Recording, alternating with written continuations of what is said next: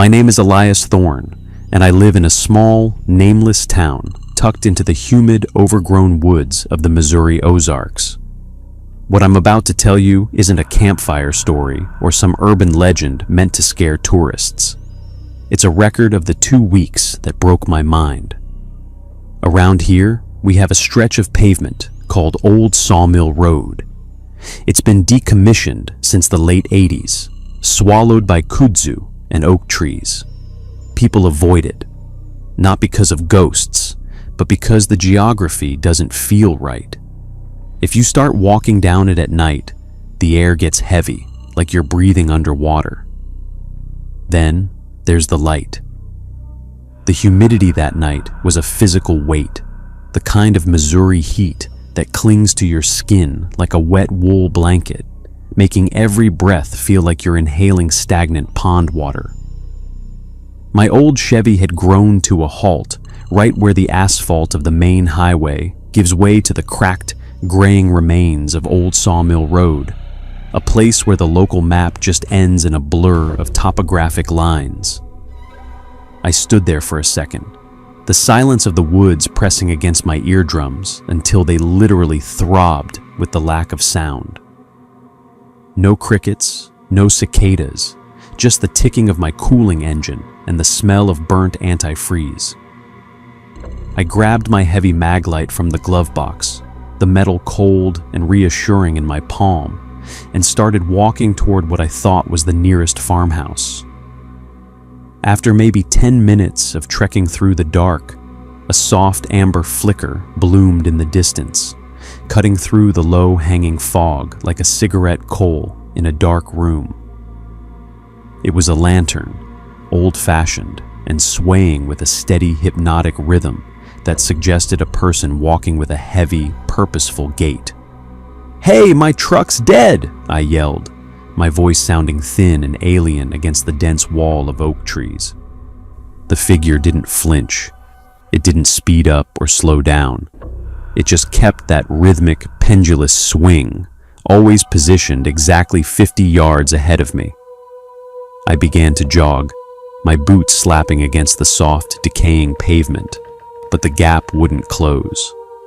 It was as if the road itself was stretching, a conveyor belt of gravel and weeds pulling me backward while I lunged forward. The light wasn't reflected in the puddles on the ground, and as I got closer, I realized the glow wasn't illuminating the trees around it. It was a localized pocket of light that seemed to swallow the details of the forest, leaving only a shimmering, oily haze where a human silhouette should have been. A sudden, sharp metallic tang filled my mouth, the unmistakable taste of a nosebleed, and the air temperature plummeted, turning my frantic breath into plumes of white vapor. I stopped, bent over with my hands on my knees, gasping for air that felt suddenly thin and freezing. The lantern stopped too. It didn't just halt, it froze mid-swing, defying gravity at a 45-degree angle, as if the air had instantly turned to solid glass. I clicked on my mag light and aimed the beam toward the glow, expecting to see a prankster in a coat, but the high-powered LED light simply vanished about 20 feet in front of me, hitting a wall of absolute, velvety blackness that no bulb could pierce. That's when the sound started, a wet, rhythmic squelch, like someone walking through deep mud in boots filled with blood. Squelch, drag, squelch, drag. It wasn't coming from the lantern, it was coming from the ditch directly to my left. I swung my light toward the noise and caught a fleeting glimpse of something pale and hairless retreating into the briars, leaving behind a trail of thick, translucent slime that shimmered with a faint, internal orange pulse.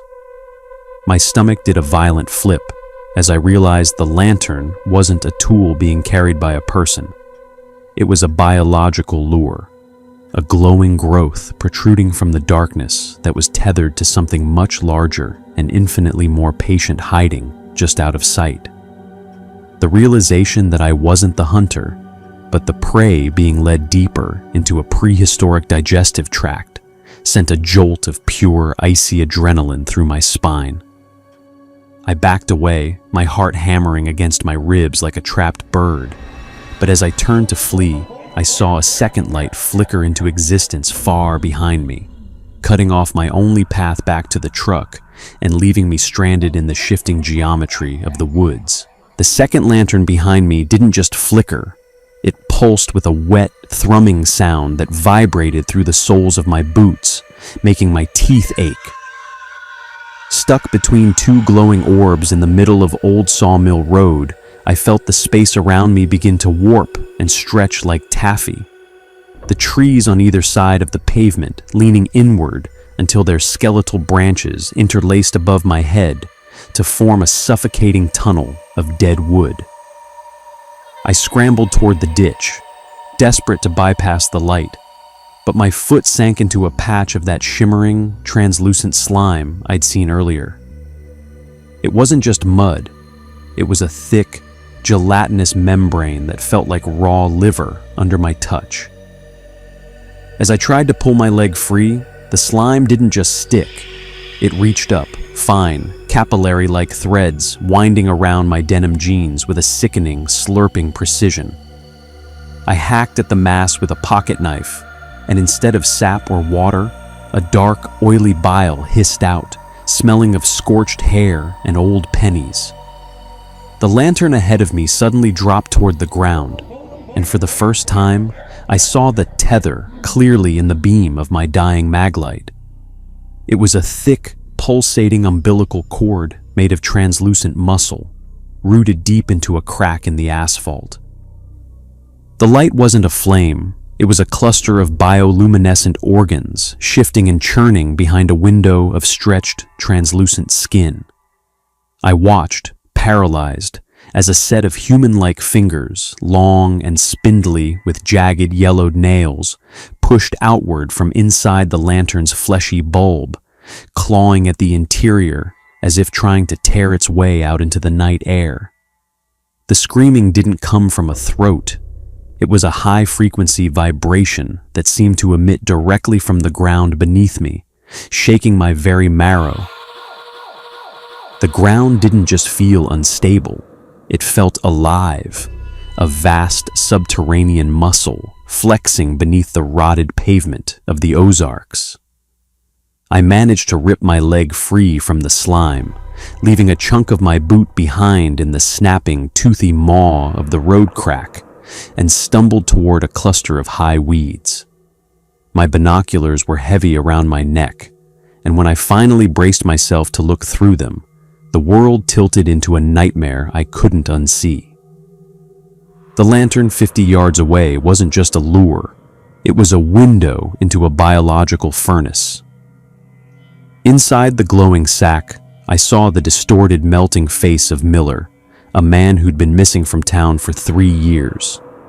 His skin had been fused into the lantern's inner lining, his jaw unhinged and elongated to serve as the structural frame for the light. His eyes were gone, replaced by 2 smaller secondary lanterns that flickered in sync with his labored, rattling breaths. He wasn't dead. He was a hum, a living battery for whatever ancient, predatory geometry had claimed this stretch of woods. The cord attached to his neck pulsed with a rhythmic flow of orange fluid, pumping sustenance from the road into his hijacked nervous system. Every time he blinked his hollow sockets, the light flared a bruised, angry purple, and the trees around him groaned as if in sympathy. I realized then that the road wasn't a path through the forest. It was a giant, sprawling tongue, and I was standing right on the taste buds. The squelch drag sound returned, louder now, and I saw a dozen more pale, hairless stalks beginning to rise from the ditches, each one topped with a budding, fleshy bulb that looked exactly like a human head. The air grew thick with the scent of copper and decay, a heavy metallic fog that coated the back of my throat and made every gasp for air a struggle against a looming biological tide. Waking up wasn't a relief. It felt like being pulled through a narrow, jagged pipe of consciousness. I was in my own bedroom, but the air was saturated with a thick, metallic stench. The smell of a slaughterhouse floor after a long shift. My sheets weren't white anymore. They were mottled with a dark, crusty residue that smelled of copper and old, stagnant pond water. When I tried to sit up, a sharp, searing pain shot through my ankles, and I realized my skin was literally fused to the fabric of the bed. I peeled the blankets back, stifling a scream as the threads tore away from raw, weeping rifts in my flesh. Around both of my ankles were perfect, circular indentations, deep enough to see the pale glint of bone, but they weren't bleeding red. Instead, a sluggish orange ichor oozed from the wounds, the same bioluminescent fluid I'd seen pulsing inside the lantern on Old Sawmill Road. My reflection in the dresser mirror was even worse. My eyes were bloodshot, the capillaries burst into intricate spiderweb patterns, and my fingernails had turned a bruised, translucent yellow. I reached out to touch the glass, and my hand felt heavy, as if the bones had been replaced with lead. The most terrifying part wasn't the physical damage, though. It was the humming. A low-frequency vibration was resonating in my sinuses, a rhythmic thrum that matched the flickering of the overhead light bulb. Every time the light dimmed, I felt a tugging sensation in my gut, a physical tether pulling my spirit back toward those Missouri woods. I tried to wash the grime off in the shower, but the water seemed to avoid the orange sores, bead up, and roll away as if my body was rejecting the very idea of being clean. The copper smell followed me, a cloying, heavy cloud that made my stomach churn with a hunger that felt entirely hollow and wrong, like a void opening up inside my chest. Desperation is a cold companion, and it drove me to grab my old hunting rifle and a rusted gallon of gasoline from the shed. My mind was a fractured mess of static and orange light. But one thought remained clear. I had to burn the root of this thing before it finished its harvest. I drove back to the edge of the woods, my truck's interior smelling like a medical waste bin. The copper scent now so strong, it left a bitter, metallic film on my tongue. The road hadn't just changed, it had evolved. The asphalt was now a sickly, mottled gray-pink, and the cracks were wider, weeping that same orange bile that was currently circulating through my own veins. The lantern was waiting for me right at the entrance, no longer 50 yards away, but a mere 20, hanging from a thick, muscular stalk that twitched with every step I took. It wasn't mimicking a person anymore. The skin-like casing had split open, revealing a cluster of wet, blinking eyes and a row of needle-like teeth that vibrated to produce that horrific metallic shriek. I raised the rifle, my hand shaking so violently I could barely sight the target, and pulled the trigger. The bullet didn't just pierce the lantern, it tore into a living nervous system. The scream that followed wasn't just loud, it was a sensory assault that turned my vision purple and sent me to my knees. The gasoline I poured didn't ignite. The liquid was slurped down into the road veins with a sound like a giant throat swallowing. A pale, elongated hand, dripping with a foul, translucent slime, shot out from the dark center of the lantern and gripped the air, its fingers lengthening and snapping with a sound like dry kindling. I realized then that the fire wouldn't save me. The forest wasn't just a place anymore. It was an organism, and I had just fed it exactly what it wanted. The moment the gasoline was sucked into the road's porous surface, the world didn't just go dark, it inverted. I turned to sprint back toward the safety of my idling truck, but the headlights weren't there anymore. Instead, I saw a duplicate of myself, seen from behind, running away into a haze of violet fog. Every time I reached the spot where I thought the highway began, the asphalt simply knitted itself back together in front of me, a seamless, scarred ribbon of gray meat and crushed stone. I was caught in a topological loop, a glitch in the geography of the Ozarks that had turned the 3-mile stretch into an infinite circular gut. My legs felt like they were being filled with wet cement, and every step produced a sound not of boots on stone, but of a surgical scalpel slicing through heavy canvas. I looked down and saw that my shadow was no longer cast by the moon. It was being projected from the ground upward by the orange veins pulsing beneath the translucent road. The shadow wasn't mine anymore either. It was a jagged, multi-limbed silhouette that twitched independently of my movements, its fingers elongated into hooked barbs that scraped against the phantom trees. I stumbled over a heap of discarded fabric and metal, my breath hitching in a throat that now felt lined with fine, abrasive sand. It was my own hunting jacket, the one I was currently wearing, but this version was ancient, bleached bone white by some impossible sun and riddled with thumb-sized exit holes. Beside it lay my rifle, the steel barrel not just rusted, but fused with a cluster of calcified barnacles that hummed with that same low-frequency vibration. I reached out to touch the weathered wood of the stock, and my own skin began to flake away in dry gray scales, revealing a layer of glowing amber fiber beneath the dermis. The loop wasn't just spatial, it was temporal. I was looking at my own remains from 1,000 cycles ago, a graveyard of failed escapes that the road had meticulously collected and displayed like a trophy case. The psychological snap was louder than the rifle shot had been. I began to run again, not toward an exit, but away from the version of myself that was already dead.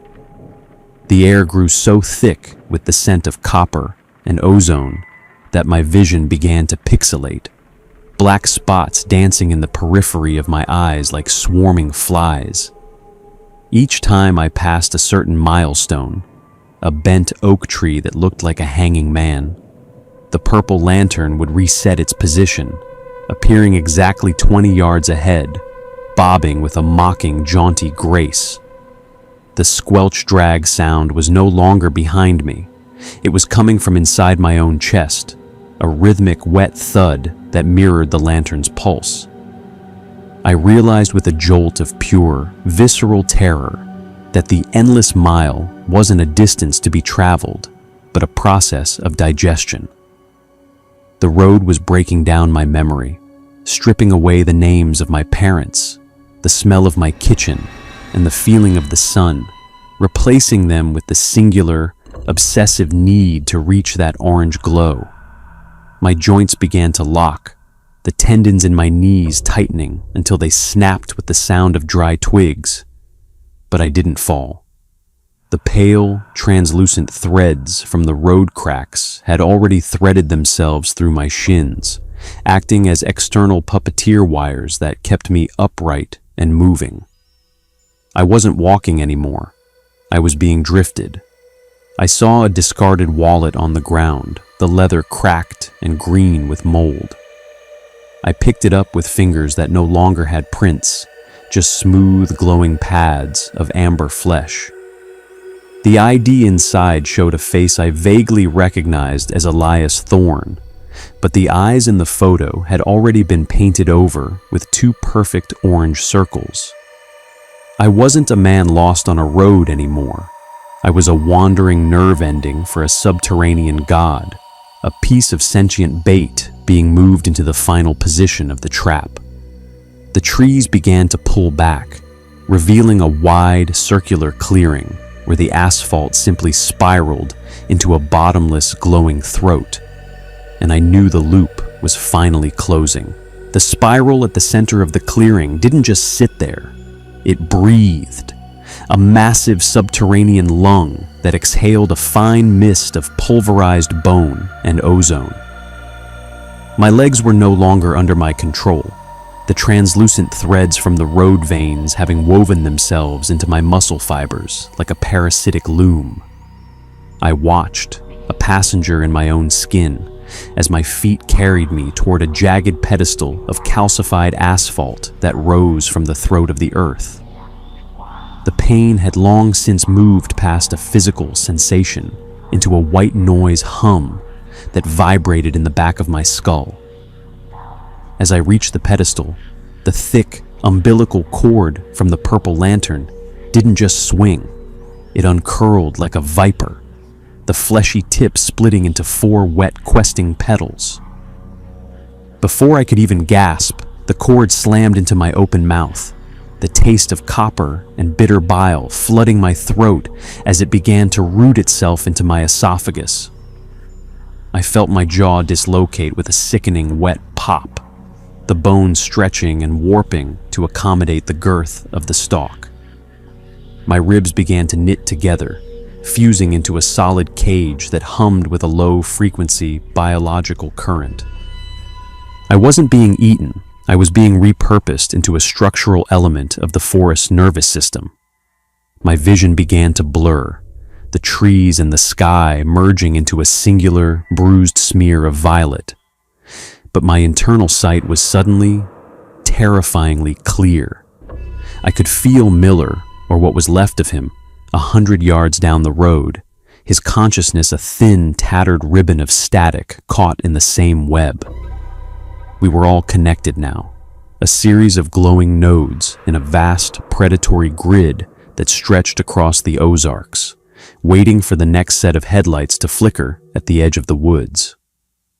My skin was now almost entirely translucent, a thin, waxy membrane stretched over a churning mass of orange bioluminescence that had replaced my heart, my lungs, and my memories of home. The final transition began when the sun failed to rise, the sky remaining a permanent leaden gray that tasted of charcoal.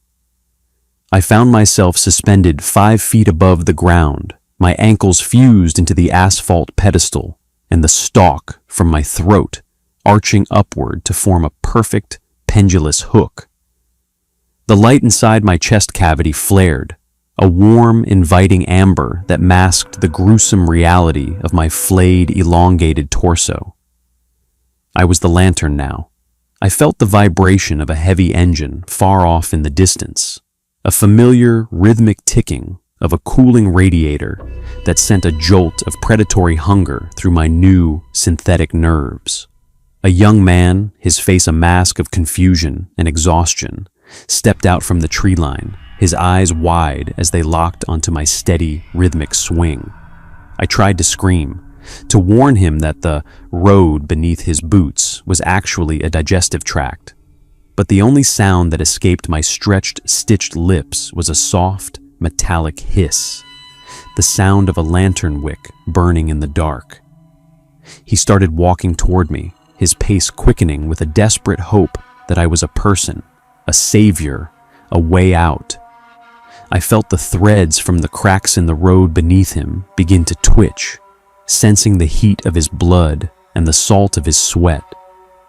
The distance between us remained a constant, agonizing 50 yards, a geometric trap that kept him moving forward into the maw of the woods. As he reached for his flashlight, I felt my own light pulse in a welcoming, hypnotic rhythm, a siren song of orange fire that promised warmth, but delivered only a slow, eternal dissolution. I watched him through my hollow, glowing sockets, knowing that in a few more cycles, he would be the one swinging in the dark, and I would be nothing more than a rusted, forgotten jacket in the weeds.